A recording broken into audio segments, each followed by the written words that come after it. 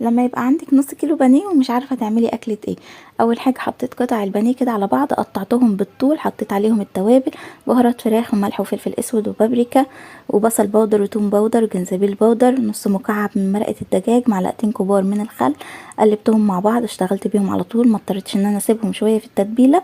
كمان طبعا نعمل بقى الكفر، كوبايه من الدقيق، معلقتين كبار من الفيجيتار.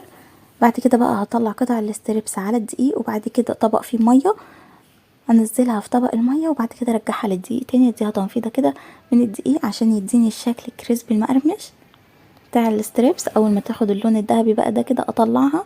عملنا كمان معاها رز مكرمل بجد تحفه. الوصفه اوضح على قناتي على اليوتيوب الطبخ مع اميره.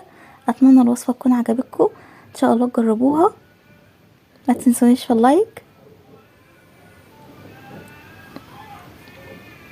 قطع